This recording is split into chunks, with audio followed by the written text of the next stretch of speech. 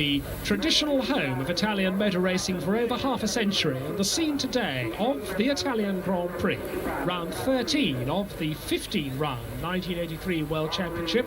So as we get to the closing stages of this tremendously exciting season, the championship points are now all important, and there's a man for whom they're particularly important, René Arnoux with the Ferrari, currently second in the championship, 8 points behind Alain Prost, the leader, and a man on whom there's a lot of pressure here at the circuit where everybody loves Ferrari. It's an Italian on pole position, but not in a Ferrari, Riccardo Patrese in the Brabham. Patrick Tambay's Ferrari alongside him. Row 2, René Arnoux in his Ferrari, with Nelson Piquet in the second Brabham alongside him. So Ferrari and Brabham filling the front 2 rows, and the World Championship leader Alain Prost back in on the 3rd row, 5th fastest after all sorts of problems during qualifying. Alongside him, another Italian, Andrea De Cesaris, in the turbocharged Alfa. So 2 Brabhams, 2 Ferraris, a Renault and an Alfa Romeo filling the front 3 rows. Eddie Cheever's Renault and Elio De Angelis in the Lotus, row 4. Finkelhock, the German, with the ATS, and Baldi's Alfa Romeo, row 5. Nigel Mansell in the second Lotus, and Derek Warwick in the Turbo Tolman on row 6. Then, as we move back to row 7, we've got Niki Lauda with the turbocharged TAG McLaren, Bruno Giacomelli in the second Tolman. On row 8, John Watson having his first taste of turbo power with the second McLaren, Keke Rosberg, the fastest non-turbo, and behind them Johansson's Spirit and Boutsen's Arrows. Then we've got Jarier and Sciurra in Ligier and Arrows respectively, Guerrero's Theodore, Sullivan's Tyrrell, Ginzani in the Azella, Alboreto in the other Tyrrell. Then on the back row, Fabi's Azella and Johnny Cecotto in the Theodore. Those are the 26 qualifiers of the 29 entries. Prost on the 3rd row, pondering quietly under his crash helmet whether he's going to be able to keep that championship lead today, because if he doesn't score and Arnoux wins, he'll lose it. Nelson Piquet, currently 3rd equal in the championship, also so anxious for points. There you see the total points position. Prost with that 8-point lead over Arnoux, Renault and Ferrari respectively. Nelson Piquet and Patrick Tambay equal 3rd, Piquet in the Brabham, Tambay in the Ferrari, both on 37 points.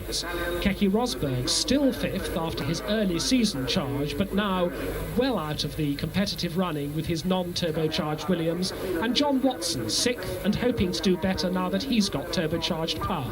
That's Patrick Tambay waiting quietly, little wave from the fingers in the Ferrari cockpit, and now they're clearing the grid, and we've just got the final warm-up lap round the 3.6 mile Monza circuit before the 52 lap race gets underway. So as the grid is cleared, the field are flagged away. The white car at the front is the poleman Riccardo Patrese in the Brabham, that sharp dagger nose so distinctive on the Brabham, then the 2 red Ferraris, and the white car that's 4th in the picture is Nelson Piquet. The little circles round that diagram denote the television cameras, and we're watching now as the field come down that first start-finish straight into the first of the 3 chicanes which were introduced into the very fast Monza circuit a few years back to slow the car speeds down. Look at the Ferrari flags waving and the smoke bombs in the Ferrari mad crowd as the field now move on through the Curva Grande, the long, fast right-hander, not as fast as it used to be because of the chicane just before it, which has slowed the cars down, and up to the second chicane, the Curva della Roggia, under the Campari advertising bridge. And look at the cars weaving to get some heat into their tyres. It's not a very hot day today. The Italian Grand Prix, usually one of the hottest races of the season, but it's warm and muggy today, but not hot. Up to Lesmo, a double right-hander. This is the first apex of Lesmo, but the corner has to be taken in one great long sweep as they come up to the second apex. There you see it, and the exit from this corner is very, very important if you're to get a good fast run down the back straight and down into the 3rd chicane, which is actually built on the Curva della Vialona. Coming down now, they're about to go under the bridge which carries the old bank circuit, now too bumpy to be used. Once again, everybody weaving around to warm their tyres up under that bridge, the Renault bridge which carries the old circuit, and now through the Vialone chicane. Note the sand in the foreground. If they lose their braking, they're going to run into that sand, which should slow them down before the catch fences. And now the back straight. Look at the Ferrari flags waving, the crowd cheering on Patrick Tambay and René Arnoux, and the race hasn't even started yet. This back straight, so important, all the way up to getting on for 200 miles an hour before the cars brake and go down 2 gears and into the Parabolica, which is a very long right-hander. All that weaving to warm the tyres up, with at the front, looking in his mirrors, Riccardo Patrese, the poleman. 27 with the blue helmet in the red Ferrari is Tambay. 28 with the white helmet in the red Ferrari is René Arnoux. Round the Parabolica now.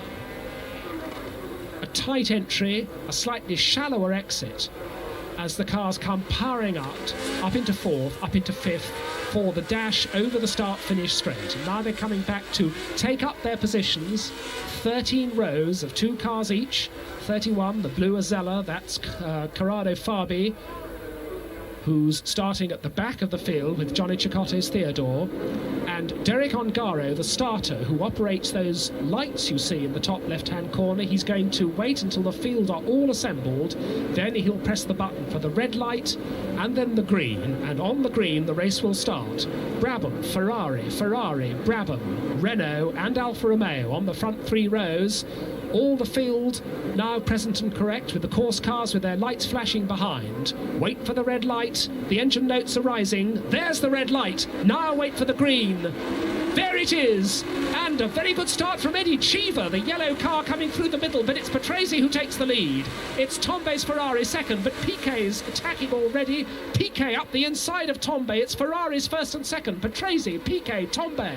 Arnoux and Cheever absolutely alongside, but Arnoux gets through first, and those are the leaders through. All the rest of the field squeezing through that very tight Rettifilio chicane for the first of 52 times, and already through the Curva Grande and on up to the Curva della Roggia. It's the 2 Brabhams in the lead. It's Patrese, it's Piquet, it's Tambay, and then it's Arnoux being challenged by the first of the Renaults, which is Eddie Cheever. Eddie Cheever, a magnificent start which has taken him past his teammate Alain Prost, and it's Cheever who is challenging the 2 Ferraris ahead of him, but it's the 2 Brabhams already dominating the race. Through Lesmo. That's Mauro Baldi in the Alfa, number 23, but the faster of the 2 Alphas is De Cesaris, and he's well up with the leaders. The 2 Brabhams then, and Cheever once again challenging Arnoux. Can't quite get on the inside of him as they go through Vialoni. That's De Cesaris there, so he is ahead of Alain Prost. A good start by De Cesaris, but the 2 Brabhams, the 2 Ferraris, then the Renault of Cheever are the first 5. That's waste paper, which the crowd, excited crowd, are throwing onto the circuit. They're not happy because their Ferraris that they're cheering on are not leading. It's the Brabhams leading. It may be an Italian in front, but it's not an Italian car. Completing the first of 52 laps, Patrese, Piquet, already pulling away from Tambay, Arnoux and Cheever, and up into the first chicane for the second time. Patrese cocking a wheel over both curbs. Piquet behind him rather neater. And is Patrese going to hang on to this lead, or is he going to let his teammate, for whom championship points are now more important at this stage of the race, is he going to let his teammate win? Tambay still leads the pursuit in 3rd place, but the Ferraris are being left. These Brabhams very, very quick indeed, and pulling away all the time. This is lap 2. Tambay still 3rd, Arnoux still 4th, Cheever still 5th, De Cesaris still 6th, and it's Prost still 7th. Then a gap before we get 8th and 9th for 2 Lotuses of De Angelis and Nigel Mansell, then Mauro Baldi's Alfa, and then Derek Warwick going well with the Turbo Tolman. Into Vialoni for the second time. And this time they all stay in line. Cheever doesn't attack René Arnoux that time. Arnoux with his helmet thrust forward as ever. And all of them using the curb coming out of Vialoni and on down the straight towards the Parabolica. And Piquet not quite as close this time. Once again, puffs of flame. Oh, and that's Arnoux coming through. René Arnoux takes third place. Arnoux all the way up the inside of Tombe. The traditional braking, overtaking place under braking for the Parabolica. Ferrari's still third and fourth, but they've changed places. And it's third man, Arnoux, and a fourth man is about surely to be Eddie Cheever. Eddie Cheever is challenging as they come up to the Rettifilio for the third time. Cheever up the inside. Cheever takes fourth place. Oh, and De Cesaris is off. De Cesaris spins, and I think he very nearly took Alain Prost with him. Let's watch it again. As Cheever takes fourth place from Tombe, watch behind them, the red and white Marlborough-coloured car locks its brakes. That is De Cesaris, and Alain Prost, hard on the brakes himself, also locks up. Now, that is very possibly significant. I can't see if Prost touched him. I don't think he did. But at the very least, that will have flatted Prost's tyres and may make his car hard to handle. There's De Cesaris well dug into the sand, and that will have spaced the field out quite considerably. The two Brabhams go through, still Piquet second. Then it's Arnoux third, Cheever fourth, Tombe fifth, Prost sixth, and Prost is well back. That's, of course, delayed him, and it's also allowed Elio De Angelis, who's the next up, to get closer. And that's a big puff of smoke. That looks pretty terminal to me. That's a big puff of smoke from Patrese. The leader, Patrese, surely his race is run. A great cheer, an unkind cheer from the Ferrari mad crowd. Patrese may be an Italian, but he's not driving a Ferrari, and he was a man who was leading Ferraris, and they're delighted to see him in trouble. So that looks as though Riccardo Patrese's race is very conclusively run. Brabham still leads, but it's now Nelson Piquet. So Nelson Piquet the leader. This is lap 4, and on the third lap we've seen two of the front runners go out. De Cesaris has spun off the track, possibly damaging Prost's tyres in the action of doing that. That's Niki Lauda in the pits with the tag turbo-powered McLaren, so Niki Lauda already in trouble, although he was quite well down the field. And we've also seen, of course, the leading Brabham go out. So Brabham leads, Ferrari second, Renault third, and that's the battle for second place on the screen now as René Arnoux holds second place from Cheever, the unhappy Patrese standing up in the cockpit, his car not even able to drive him into the Brabham pit because he stopped in the pit road.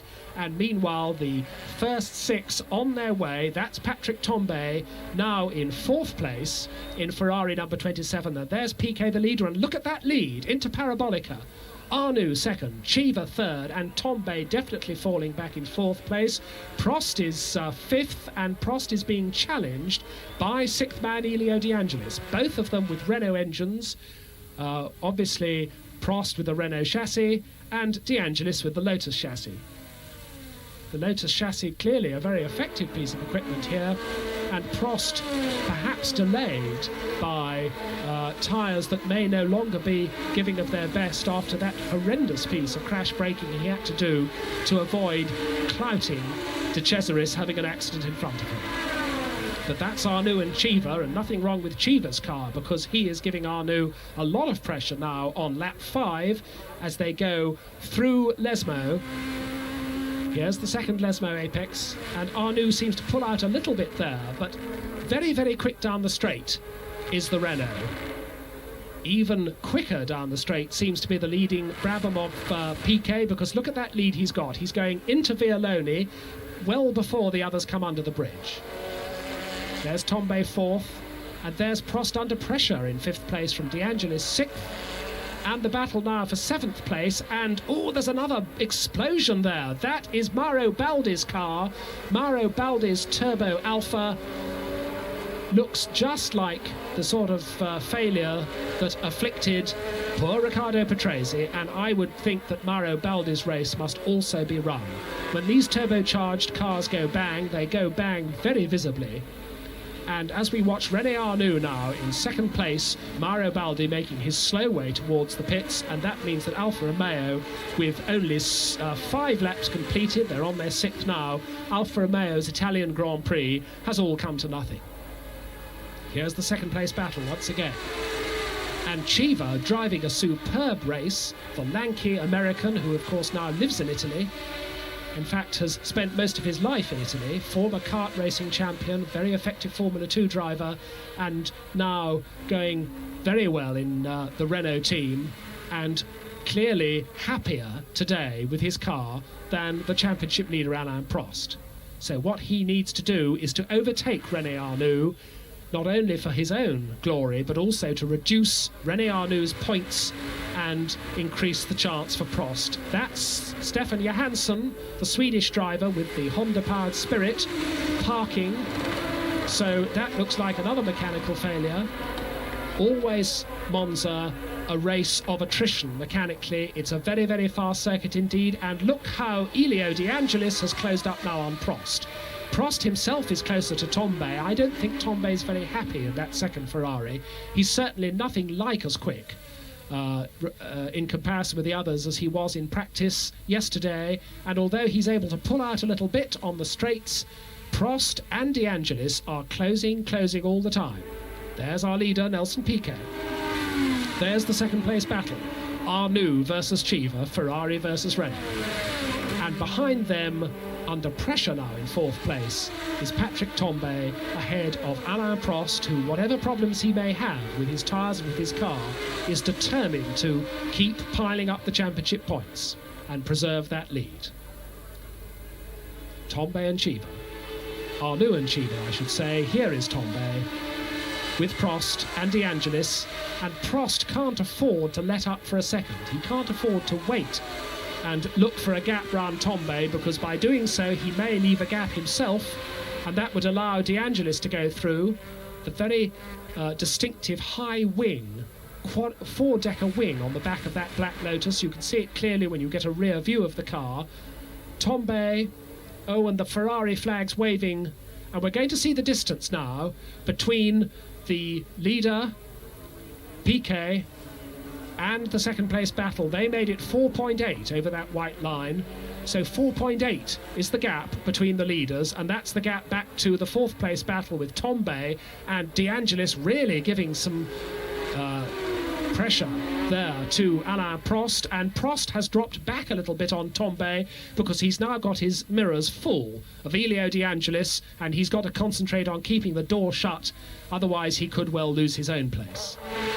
De Angelis once again having a little look at one side and then the other as they come down to the chicane. Tombe through, Prost through, De Angelis through. Once again that tall back four-decker wing on the back of the Lotus.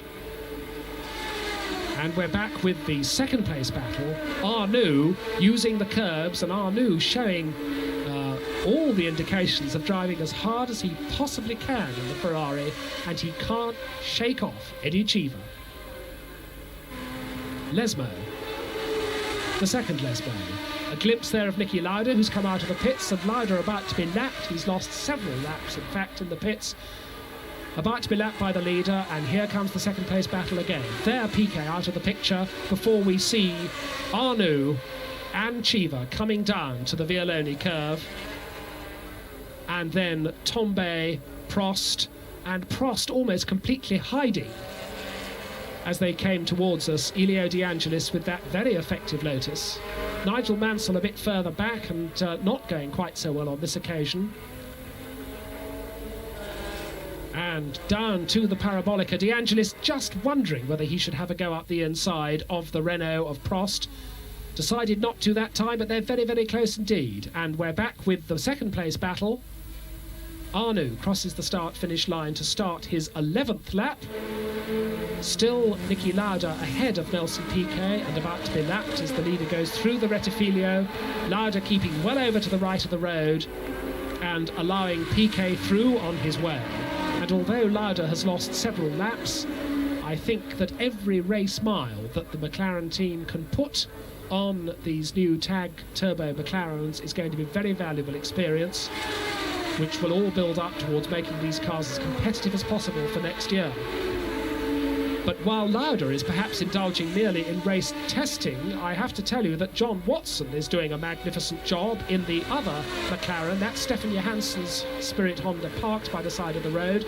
But John Watson, now on lap 11, has on our lap chart come up to 7th place. He started 15th on the grid, and yet again Watson, this time having his first race in the turbocharged McLaren, yet again is doing one of those great drives up through the field, and John Watson has come up, and Elio De Angelis has come up, because De Angelis is past Prost. De Angelis is 5th, so Prost has had to yield that 5th place to De Angelis. Prost now 6th. There you see the order after 10 laps, with a 5.4 second lead for Piquet. Arnoux and Cheever still very close together, and half a dozen seconds back on Cheever is Patrick Tambay. But now I think Tambay is going to be under pressure from De Angelis. So a Ferrari second, a Renault third, a Ferrari fourth, and a Renault engined car fifth. That's Niki Lauda once again about to be lapped now by René Arnoux in second place, and Arnoux's going to want to get past him jolly quickly so that Cheever can't get too close to him. Lauda keeps once more clearly out of the way over on the right of the road. Both of them are passed and safely through, and Arnoux is no further away from Cheever. He cannot throw him off, and Cheever is simply sitting there waiting to see what's going to happen. Cheever really charging. Very mature drive from the young American, who's made a lot of good things out of his drive for Renault this year. It was quite a surprise when Eddie Cheever got this Renault number 2 drive.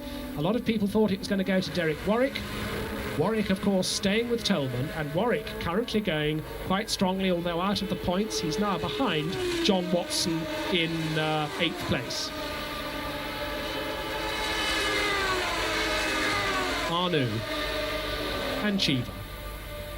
This is lap 13, and as one of the Zellas is passed, there is the leader crossing that white line once again on the back straight, and they've got the stopwatch on him to see what the gap is down to Arnoux, and it's 7.3 seconds now, a lot further. And look at Elio De Angelis challenging Tambay.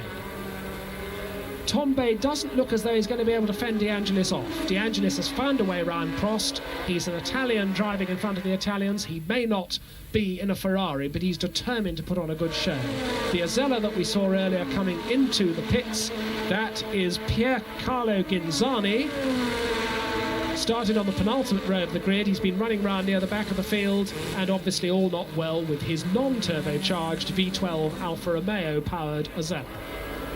And Arnoux has now pulled away a little bit. Having just said that Cheever was as close as he could possibly get, Arnoux seems to have made up just a little bit of ground there. Cheever slipping back just a little bit. Look at the writing on the road, an awful lot of the slogans daubed on the road. Oh, that's John Watson, what a shame, what a shame. John Watson parking McLaren number 7 by the side of the road and walking away. John Watson out of the race, and what a shame that is, because he'd come up to 7th place and was looking good to score championship points in his first drive in the Tag Turbo McLaren. So John Watson out, and we were just talking about the slogans daubed on the road. An awful lot of them say in Italian, Gilles Villeneuve lives. The memory of the great Ferrari driver from Canada very much in all the enthusiasts' hearts here at Monza. And I think at the back of the straight we've got a change of position. I think that black Lotus has got ahead of the Ferrari. It has.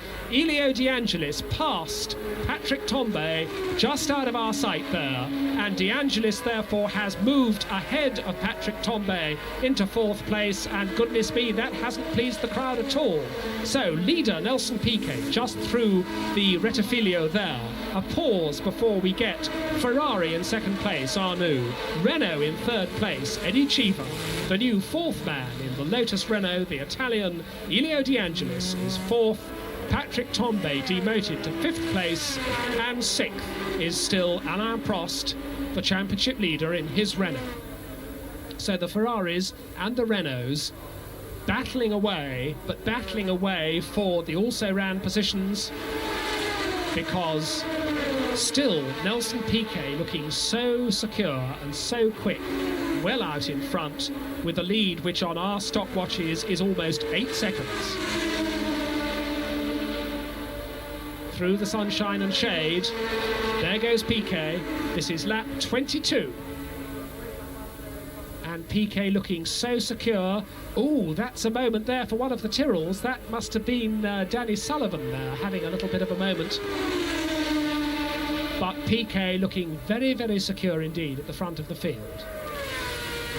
There is Danny Sullivan in the green Tyrrell, and that's Arnoux working his way now through the back markers. And Cheever has definitely dropped away. Eddie Cheever now not looking nearly so threatening on René Arnoux, and that is good news for Arnoux. It means he can settle down, finding the quickest route round the back markers, and see if he can now on lap 23 close the gap on the leader, Nelson Piquet of Brazil. That's Thierry Boutsen, who's just been lapped in the white arrows. Boutsen tucked in there behind René Arnoux. And with 30 laps to go, as the caption reminds us, it won't be long now before we start to get the routine pit stops that are so much part of modern Grand Prix racing this season. The routine pit stops when the leaders will come in for fresh tyres and more fuel. And as ever, it could be that those pit stops could turn the whole order of this race upside down. Arnoux then in second place. Cheever third, still Piquet the leader. Elio De Angelis, the new fourth man. Patrick Tambay, a slightly subdued fifth. Alain Prost, a not very happy sixth. The blue flag being shown there for... Oh, and we've got Tambay off. We didn't see it happening, but here's the replay. Tambay going straight over the Rettifilio chicane. That was where De Cesaris went off earlier, and that will have delayed Tambay still further, and that may well have lost him a place on Prost. Arnoux working his way past, that must be Marc Sure's arrows that time. So the second of the arrows, Marc Sure's, the Swiss, he's already passed Thierry Boutsen, the Belgian.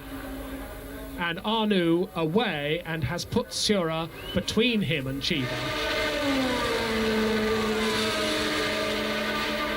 So as they pass the parked McLaren of John Watson, Arnoux through the Rettifilio again, and Cheever a much more distant third. Cheever has certainly lost some pace, and Arnoux now hoping to close this gap on the leader. That very low-looking green Tyrrell, that's the quite differently shaped car of Michele Alboreto there. The new type of Tyrrell, only one of them built so far, and it's Michele Alboreto, the team leader, who has it a very distinctive low seating position as Alboreto is passed by the leader, Nelson Piquet, and in front of Piquet is Jean-Pierre Jarier. That's the battle going on, Jarier versus Alboreto for honours in the non-turbocharged class. And we've just heard that there's a penalty for Keke Rosberg, who is currently the leading non-turbocharged car. We've had word from the race organisers there's a penalty for Keke Rosberg, and it's because he crossed that white line, the one that Piquet is driving along now. He crossed that white line on the right-hand side of the road just after the start. And he's got a penalty of 1 minute, and that obviously will drop him further down the field. He's well out of the championship points anyway. And Piquet has just passed Jarier, lapped Jarier, and here is the first of the routine stops. This is Cheever, 4 wheels and fuel. The stopwatch will tell us how quick it should be. If it's under 12 seconds, it's going to be very good.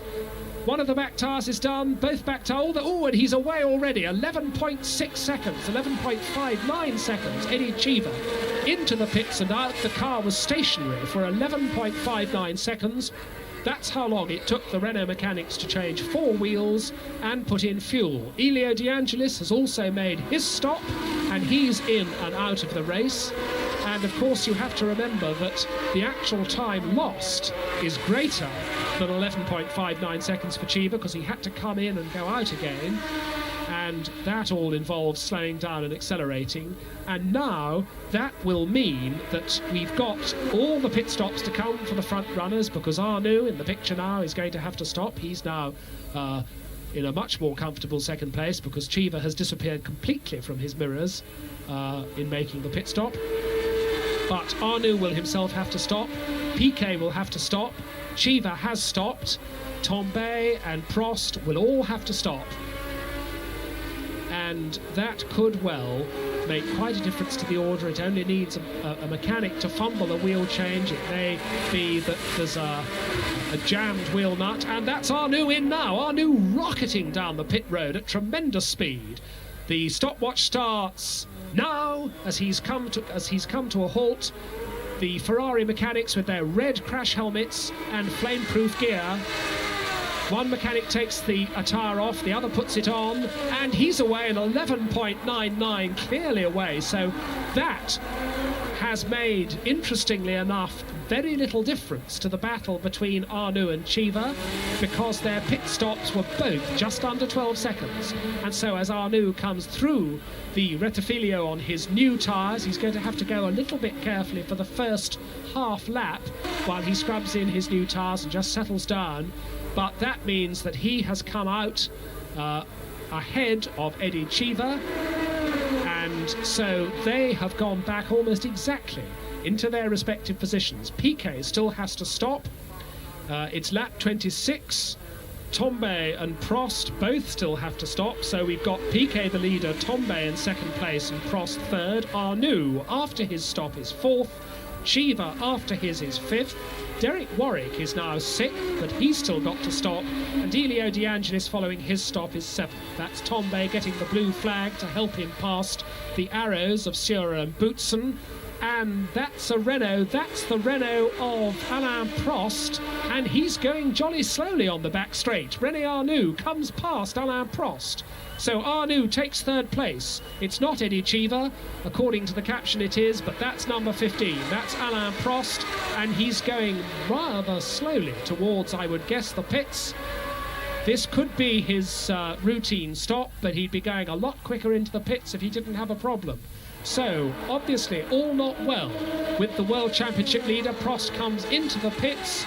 Is it going to be a routine stop, or are they going to do more work on the car? Down the yellow line that the mechanics have stuck to the road, up on the jacks, and Prost opens his visor. He has a word with one of the Renault technical people. As the mechanics work away, the seconds tick away, and it's a long stop anyway, 15.78 seconds. That's about 3 or 4 seconds longer than it should be, and Alain Prost rejoins the race.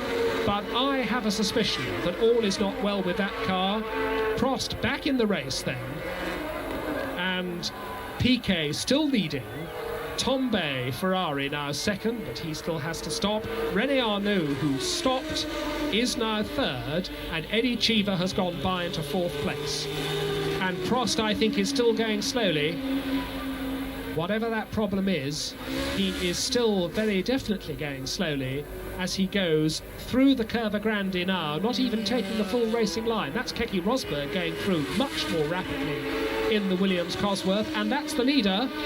There is the leader, Nelson Piquet in the Brabham, storming on his way despite the Ferrari flags waving everywhere. It's a Brabham in front, and the Brabham coming up to lap Alain Prost as they go into the Curva della Roggia. Prost is passed and lapped by the leader, Nelson Piquet, and now you can see how slowly he's going. So I would suspect that Prost's race must be run, and that's sickening for him and his championship hopes, as Nelson Piquet currently third in the championship on his way. That's Derek Warwick. Warwick in sixth place, the car up on its jacks. We haven't got the stopwatch going, we didn't see the car stop, but there is the official stopwatch from the TV producers here, and they've made it 13.24 seconds, so that's a fairly good stop for Derek Warwick in the Tolman, and he is back out into the race. Elio De Angelis, I think, would have gone past him while that was happening, and Nelson Piquet, the man in the picture now, the leader in Brabham number 5, still has to stop. He's on his 27th of 52 laps. You just saw a glimpse of, I think, Keke Rosberg coming in for his pit stop. As Nelson Piquet goes on his way, it was Rosberg. Although he's non-turbocharged, the Williams mechanics going through the pit stop routine. Very quick and very professional always, although it was Rosberg, you remember, who had that fire that could have been so disastrous in the Brazilian Grand Prix at the beginning of the year. 12.7 seconds, lots of wheel spin, he powers out. I wonder if they told him that he's got a 1 second penalty, a 1 minute penalty. Even if they did, that wouldn't slow Keke Rosberg down at all. He's a world champion and he always drives hard. That's Tombe in the pits. Tombe now makes his stop. For the second time, the Ferrari mechanics swing into action. Tyres go on, the fuel's being pumped in, 8 seconds, 10 seconds completed, off the jacks, and he's away very fast, 11.75. Tombe had the car moving almost as it came off the jacks. Those are the two Theodores just behind him, and that's Alain Prost back in the pits. Alain Prost in the pits, out of the car, Alain Prost out of the race. So Tombe now already ahead of Johnny Cecotto and Roberto Guerrero in the two Theodores. And Tombe faltering a little bit there. I think because, in fact, one of the Theodores, Cecotto, went back past him again. That was a bit cheeky. Tombe, of course, is on fresh tyres, and he may not quite be happy with them yet. He may not quite have settled into them. And having passed the two Theodores, Tombe then had to have Cecotto go back past him again. But we're now back with the Arnoux-Cheever battle. Goodness me, they've had their pit stops and they're back together again. So, number 28, Arnoux. Number 16, Cheever, and Cheever's attacking. Cheever goes, so nearly alongside, locking a wheel. I thought those two cars were going to collide. Cheever came from absolutely nowhere, storming up the inside of René Arnoux. René Arnoux slammed the door in his face. That was going into the Variante della Rettifiglio. And Cheever is very much back with the second place battle. That's Niki Lauda coming into the pits. He's had a very long pit stop earlier in the race, but he's still motoring. And as we were saying earlier, very anxious to get more racing miles. In fact, they've done a jolly quick pit stop. The last wheel is finished, but Lauda perhaps a little more gentle away. In fact, I think he stalled it. Certainly the car faltered as it went away from the pit stop. Niki Lauda out of the reckoning, but there you see in the background the battle for second place. Arnoux and Cheever using absolutely every inch of the road, and Cheever's attacking again as they come down to the Parabolica. This is lap 30 of the 52, and Cheever really working a wonderful second place battle. Nelson Piquet may be a comfortable leader, but both of these men in second place and third place, Arnoux and Cheever, have had their pit stops and they are battling away. And Cheever clinging to the slipstream of the Ferrari. They've got a back marker in front of them as they go down towards the Rettifiglio. This time Cheever isn't quite so near. It's one of the arrows in front of them, I think Thierry Boutsen. And Cheever clinging to Arnoux. Arnoux all over the curves, trying to take the shortest possible route around this 3.6 mile circuit, and Cheever dogging his every move. It's the two arrows in front of them of Sura and Boutsen. And Cheever almost touched the back of the Ferrari then as they went through the Curva della Roggia. Now into Lesmo. Thierry Boutsen, the young Belgian, ahead of them to be lapped. Now, it could well be that lapping the back markers may play a role, as it so often does. Boutsen, no doubt, well aware that the battle for second place is going on right behind him. The blue flags will have told him. That's Niki Lauda going through, and that's the leader in the pits. That is Nelson Piquet making his pit stop. Now, is this pit stop going to be quick enough to get him out again and into... It's very quick indeed. It's 10.15, and that, I'm sure, will get him out and back into the race without losing his lead. Now, past the arrows go Arnoux. And, Cheever doesn't get through. Cheever squeezes through under braking for the Parabolica. Boutsen let the Ferrari through. I think the Renault was so close behind he wasn't even sure it was there. But Thierry Boutsen has let the two of them through. And still, Arnoux is second. Still, Cheever is third. And this is a wonderful battle for second place on lap 32 now of the Italian Grand Prix. Cheever not quite as close this time as they go up to the Rettifiglio. Mark Sura still ahead of them to be lapped.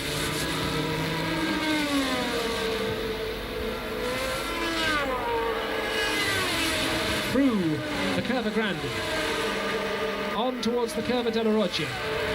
And Marc Surer is letting the Ferrari through. The blue flags are waving, but he's going to split them. Yes, Chiva couldn't do anything about that. Surer did his best, and that's Niki Lauda finally calling it a day by the look of things. Niki Lauda out of McLaren number 8.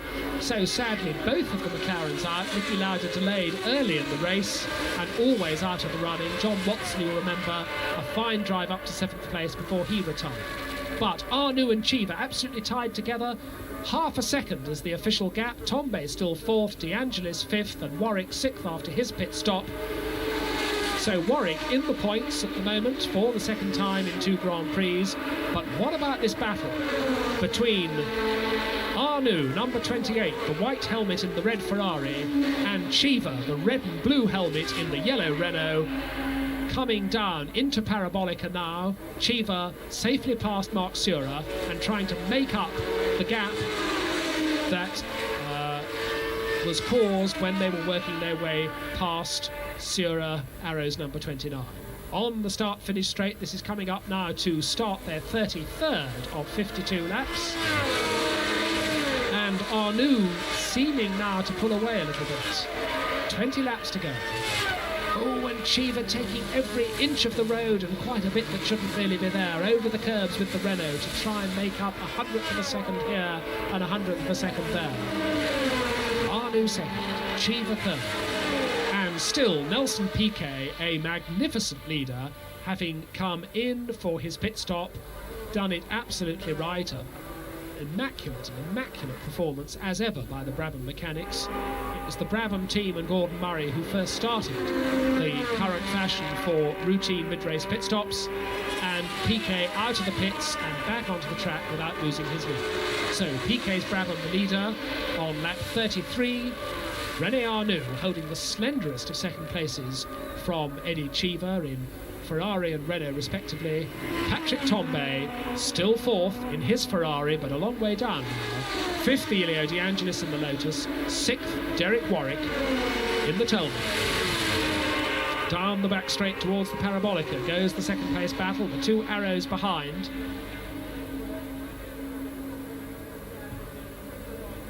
Arnoux, that customary crouching forward stance that he adopts in the cockpit, sits much more upright and much more leaning forward than do most of the others. That's the ATS. That was Manfred Winkelhock in the pits with ATS number 9. He of course uses turbocharged BMW power, just like the leader, and that's the leader coming up now to lap Bruno Giacomelli in the second of the Tolman. Both of the Tolmans still running reliably.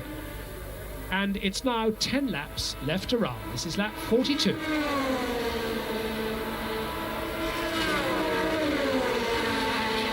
The gap, we're just looking on our stopwatch, we make it 15.8 seconds is the gap between leader Nelson Piquet, that's Nigel Mansell in the picture. Nigel Mansell, who's now in 7th place. That's Bruno Giacomelli, 8th. And that's Nelson Piquet, the leader. And we make the gap on lap 42, 15.8 seconds between the leading Brabham and the second Ferrari. So Arnoux is charging. The gap was much larger. We're going to get an official gap on the screen now, but it has been as high as 19 seconds.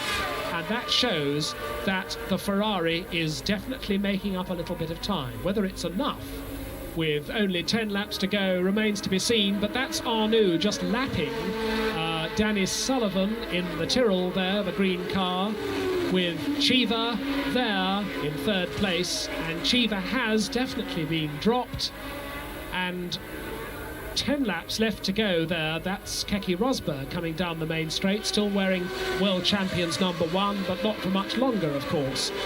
And a glimpse of Patrick Tombe before we return to the leader, still closing on the Tolman of Bruno Giacomelli.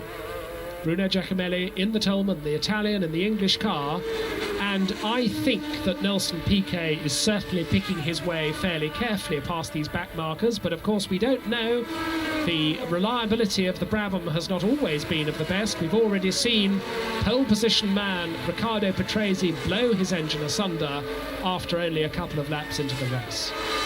And indeed, Piquet doesn't seem to be getting past very quickly. He's doing it now past Bruno Giacomelli. Giacomelli keeping well out of the way as they go down to the Curva della Vaglione. And that is the 8th man lapped then, Bruno Giacomelli. The 7th man at the top of the picture at the moment, that high back wing, distinctive black and gold car is, of course, the Lotus of Nigel Mansell. He is currently 7th. As Piquet comes down into the Parabolica, Giacomelli goes through the Parabolica, and the 6th man ahead of Mansell, currently holding down the final championship point position, is still Derek Warwick. So lap 44 started by the leader, and once again all the stopwatches click. We're looking to see what the gap's going to be. Piquet clipping the curb, going through the Rettifilio, a little puff of flame out of the back, so distinctive with these turbocharged engines, and Piquet on through the Curva Grande. And we think the gap is still around the 17 seconds mark. The Ferrari flag still waving all round the circuit, still willing René Arnoux on, but I think he's not making any great impression now on the Brabham, and his best hope must be that the Brabham will run into technical troubles. We've had it for Piquet before. I remember him stopping very near the end of an Italian Grand Prix before with mechanical trouble in the Brabham, but there's no doubt at all about its speed. The Brabham's definitely the quickest cars here, both in qualifying and in the race. Piquet into Vialone. The triangular shape of the side radiators, the back of the car, the very distinctive dart shape of the Brabham, and Nigel Mansell still ahead of him with the Lotus Renault, and indeed Bruno Giacomelli not being dropped very far. I think Piquet is nursing his car to the finish, but Arnoux is still very much charging, and that's a pit stop for one of the Arrows. That looks like it's Thierry Boutsen, in fact, the Belgian, who has stopped in the Arrows, and there you see the gap, 17 seconds dead at the end of 43 laps, and Chiva now 3.6 seconds down on Arnoux. Tombe still 4th, De Angelis only a matter of 4 seconds behind Tombe in 5th place, and Derek Warwick still 6th. And already we're working out to see what this is going to do to the World Championship positions, and with Alain Prost out, if this race finishes in the positions it's now in on lap 45 of the 52, it's certainly going to close up the World Championship stakes quite a lot. Only 2 races left to run after this one, remember.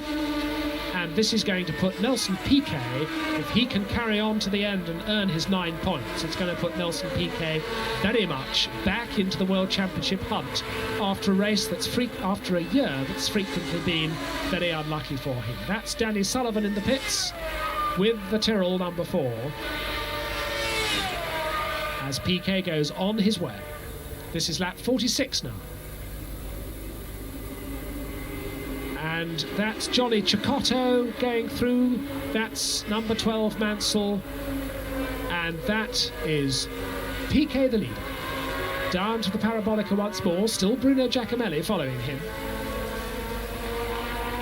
And the battle, incidentally, among the non-turbocharged cars still being led unofficially by Keke Rosberg. I say unofficially because you'll remember he has a 1 minute penalty for crossing that white line at the start, and that means that currently the leading non-turbocharged car is the Ligier of Jean-Pierre Jarier. Jean-Pierre Jarier currently in 10th place on the road, 9th place on the lap chart, because the man in front of him, Keke Rosberg, has got that penalty. And look, Bruno Giacomelli has caught right up again with Nelson Piquet. Is Piquet in trouble?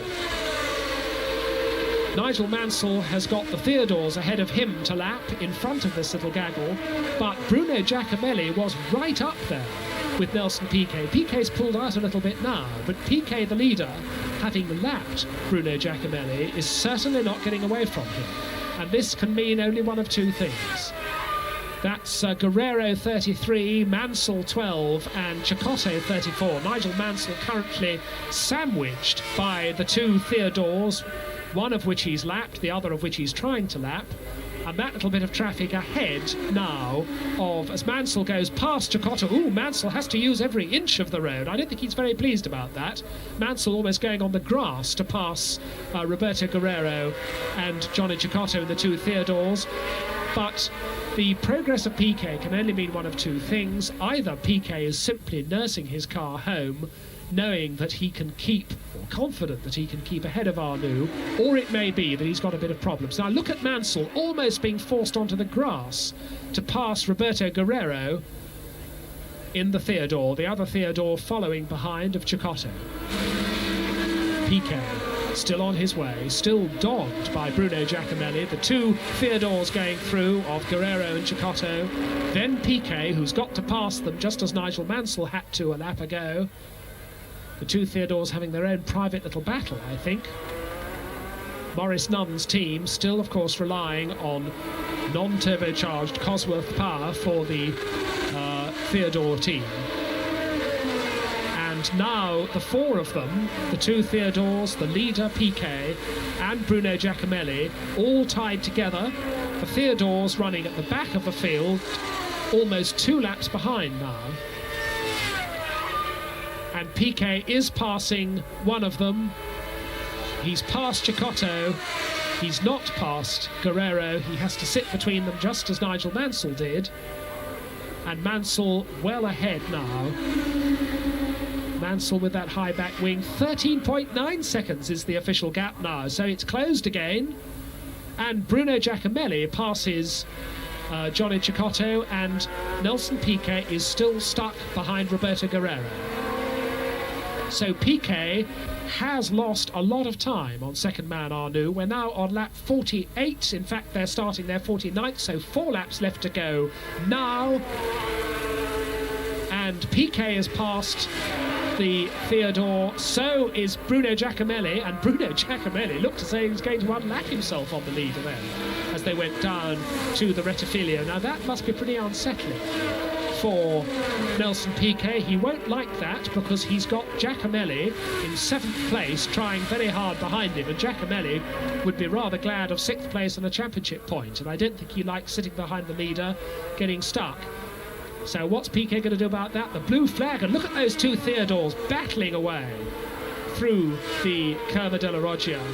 Two Theodores at the back of the picture side by side, having their own enjoyable battle at the back of the field as we watch the leader on lap 49 of the 52. Leader Nelson Piquet, as he has been ever since lap 3 when Patrace's engine blew. And a very slow Danny Sullivan. Danny Sullivan, I think, has almost stopped in the green Tyrrell. We saw him in the pits earlier making an unscheduled pit stop. And still Nelson Piquet unwinding the laps, driving very gently, not using anything like as much road coming out of the Curva della Viglione as the battling Arnoux and Cheever were doing earlier. René Arnoux still second for Ferrari. Eddie Cheever a more distant third for Renault. Patrick Tombe's Ferrari is still 4th. Elio De Angelis' Lotus Renault is still 5th. And Derek Warwick still 6th. We look at the leader and 7th man, Bruno Giacomelli and the Tolman, completing now their 49th lap and starting their 50th of 52.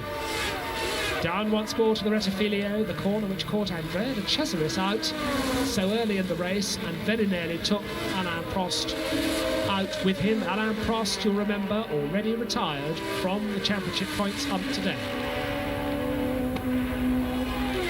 I think with all the anti-Renault feeling among the pro-Ferrari fans, I bet that Alain Prost was glad that he was able to drive his car back to the pits and didn't have to park it and run the gauntlet of the jeers and boos past the Italian crowd. 3 laps to go.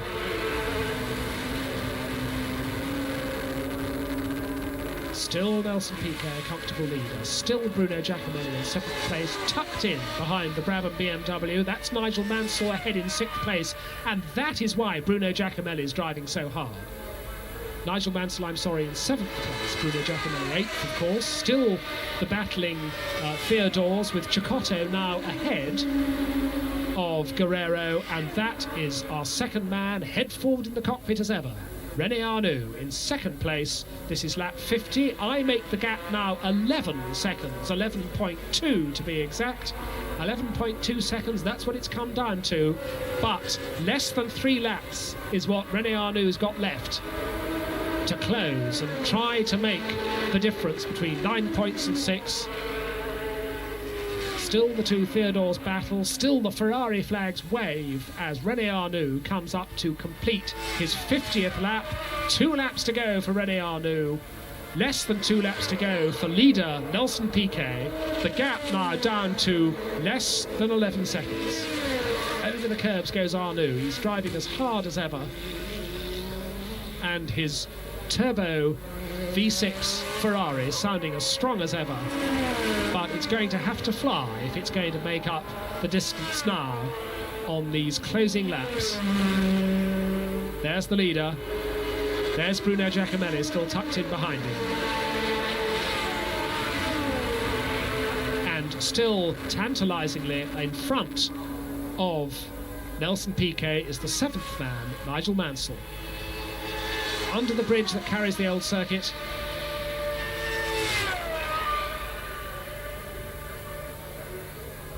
Through the Vialoni. And on towards the back straight. Down for the penultimate time now to the Parabolica. And Giacomelli still tucked into the slipstream of the Brabham as they bounce over the bumps into the Parabolica now for the 51st time. On towards the start of the last lap. Mansell into sight. Piquet into sight. Oh, and Giacomelli's going by. Giacomelli powers by Nelson Piquet. Giacomelli starts what will be now not his last lap, because he's going to have to do another lap now by passing the leader. So he is now on the same lap as the leader. Nelson Piquet on his final lap. But Bruno Giacomelli will have another lap to do if he stays ahead of him. And Bruno Giacomelli has his eyes set on Nigel Mansell ahead of him. But the leader on his final and 52nd lap. And the flags waving, lots of people already waving for Nelson Piquet as he goes round on his final lap. It's been a flawless race for Brabham number 5, a disastrous race for Brabham number 6. Riccardo Patrese starting from pole position and lasting but 3 laps. But Nelson Piquet clearly lasting the 52, barring a cruel change of fate on his last half lap. There's Nigel Mansell. There's Bruno Giacomelli in 7th and 8th places. Here is Nelson Piquet on his way to 9 points and the victory in the Italian Grand Prix. René Arnoux, a hard-charging 2nd place still. He's not given up yet. Still in 3rd place, Eddie Cheever, but a distant 3rd place. There you saw a glimpse of Arnoux. That shows you what the gap is. Down into the Parabolica for the last time goes the Brazilian ex-world champion Nelson Piquet. Out of the Parabolica he goes. The checkered flag is waiting. The 1983 Italian Grand Prix is won by Nelson Piquet. There he crosses the line. Nelson Piquet of Brazil wins. That's 9 points. Here comes René Arnoux just passing Johnny Cecotto. Arnoux takes 2nd place for Ferrari. So a Ferrari 2nd place. It's going to be a Renault 3rd place. There is Eddie Cheever. Cheever takes 3rd. We wait now for the 4th man. That's one of the Theodores crossing the line. But the 4th man, the red car, is Patrick Tambay. So the Italian crowds haven't had a Ferrari win, but they've had a 2nd and a 4th Ferrari. Oh, there go the Monza crowd already leaping over the barriers. And we haven't had, goodness, the crowds are everywhere. And there are still cars racing. Mansell and Giacomelli are still going towards the checkered flag, but now with the crowd absolutely everywhere, that has meant a dramatic change in the World Championship. There are the results. Piquet the winner, Arnoux 2nd, Cheever 3rd, Tambay 4th, De Angelis 5th, and Derek Warwick for the 2nd Grand Prix running gets him the points with 6th place for Tolman, 9 points for Piquet, and that means that the championship points look quite different. We've still got Alain Prost in the lead, but now by only 2 points from René Arnoux, and Nelson Piquet is only 3 3 points further down. Patrick Tambay is fourth, and he is still in with a theoretical chance of the championship victory, so still any one of four people could win the championship, but now the battle well and truly joined between Piquet, Prost and Arnoux. In the middle with the trophy held high, Nelson Piquet. The crowd may not have had a Ferrari win, but they're celebrating in true Monza fashion. The Grand Prix season goes on relentlessly, 2 races still to go. 2 weeks hence, we'll be in England for the new European Grand Prix at Brands Hatch. Join us there.